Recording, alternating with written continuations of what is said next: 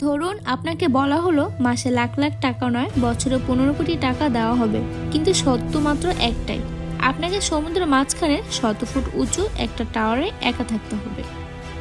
চারদিকে শুধু উত্তাল ঢেউ, ঝড় আর অন্ধকার, কোনো বন্ধু নেই, কোনো পরিবার নেই। আর রাতে যদি হঠাৎ দরজা কেউ কড়া নাড়ে, অথচ সেখানে আপনার ছাড়া আর কেউই থাকার কথা নয়, আপনি কি এই চাকরি করবেন? আজ আমরা জানবো পৃথিবীর লাইট হাউস রক্ষকদের এমন কিছু বাস্তব ঘটনা যেগুলো আজও মানুষকে অবাক করে দেয়। সমুদ্রে চলাচল করা জাহাজগুলোর জন্য লাইট হাউস একসময় ছিল জীবন বাঁচানোর শেষ ভরসা। জিপিএস আসার আগে এই আলোয় হাজার হাজার জাহাজকে নিরাপদ পথ দেখাতো, কিন্তু এই আলো জ্বালিয়ে রাখার দায়িত্ব ছিল একজন মানুষের।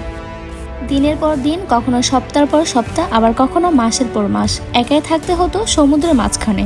এই সমুদ্রের মাঝখানে কাজটা হতো প্রতিদিন সন্ধ্যা নামার আগেই লাইট হাউসে বিশাল আলো জ্বালাতে হতো।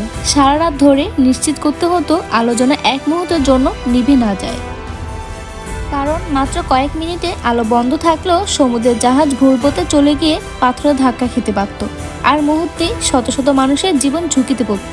আর এটাই হলো লাইট হাউসের একমাত্র কাজ।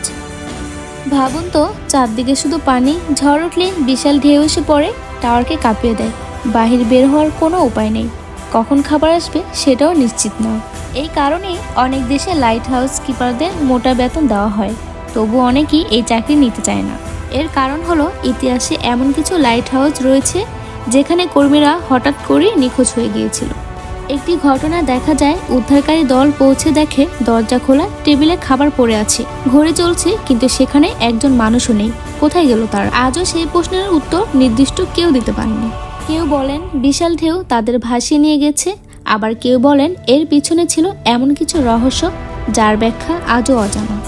এই সমুদ্র ঝড় শুরু হলে ঢেউ কখনো কখনো 20 থেকে 30 মিটার পর্যন্ত উঁচু হয়ে যায়। সেই ঢেউ যখন লাইট হাউসের গায়ে আছড়ে পড়ে, পুরো ভবন কেঁপে ওঠে।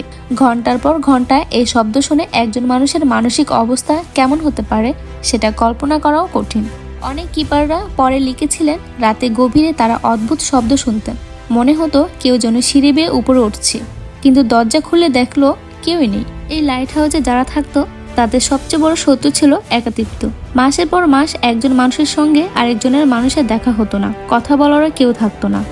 এই নিঃসঙ্গতা অনেককে মানসিকভাবে ভেঙে দিত, অনেকে চাকরি ছেড়ে দিতেন, আবার কেউ কেউ আর কখনো স্বাভাবিক জীবনে ফিরতে পারেননি। আজকের এই লাইট হাউস বর্তমানে অধিকাংশ লাইট হাউসে সক্রিয়ভাবে পরিচালিত হয়, তবুও পৃথিবীর কিছু দূরবর্তী লাইট হাউসে এখনও মানুষ কাজ করেন, কারণ প্রযুক্তি যতই উন্নতি হোক, প্রকৃতির সামনে মানুষ এখনও পুরোপুরি জয়ী হতে পারেনি।